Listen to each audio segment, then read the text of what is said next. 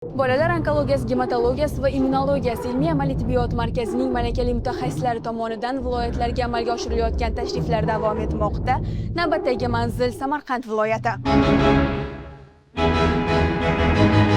Tashrif davomida mutaxassislar Samarqand shahar ko'p tarmoqli bolalar tibbiyot markazida bemorlar holatini o'rganib, murakkab klinik holatlar va jarrohlik amaliyotlarida ishtirok etdi. Samarqand viloyatiga tashrifimizning asosiy maqsadi onkogematologik bemorlarni ko'rish hamda ularga tibbiy yordam berish maqsadida kelganmiz. O'zi asosiy vazifasi первичный bemorlarni aniqlashda patronaj hamshiralar birinchi o'rinda rol o'ynaydi. Chunki uyma-uy yurib, ular savolnoma 15 ta savolnomamizga javob belgilab chiqadi.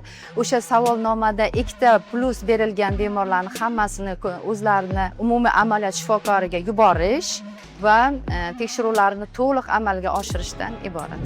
Shuningdek, bolalar onkologiyasi va gematologiyasi uchun qurilayotgan yangi markaz bilan tanishildi. Zamonaviy tibbiyot muassasasini joriy yil sentyabr oyida foydalanishga topshirish rejalashtirilgan. Bundan tashqari, Imtihon, Payariq, Qo'shrabot tumanlarida birlamchi bo'g'in va patronaj hamshiralari uchun o'quv seminarlar tashkil etildi. Asosan bizlar birlamchi aniqlangan bemorlarni jo'natamiz Toshkentga. Bunda chunki immunogistoximik tekshiruv uchun PET-CT degan narsa pozitsionniy emission kompyuter tomografiya uchun yuboriladi.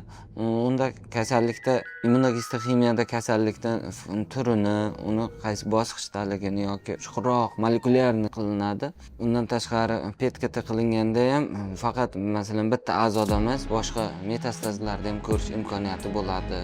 Doimiy ravishda biz markaz bilan bog'liqmiz. Markazdan shifokorlar kelib, har oy kelib, bemorlarimizni ko'radi, maslahatlashamiz. Markazga borish, tekshiruv kerak, tekshiruvlar bo'ladigan bo'lsa markazda qilinadi yoki shu yerda hal bo'ladigan tekshiruvlar bo'lsa shu yerda qilib, o'sha kunda o'zida qilib, konsilyum qilinib, shu joyda bemorning taqdiri hal qilinadi. Mutaxassislarning ta'kidlashicha, bu kabi tashriflardan asosiy maqsad kasallikni erta aniqlash, o'z vaqtida tashxis qo'yish va hududlarda tibbiy xizmat sifatini yanada yaxshilashdan iborat.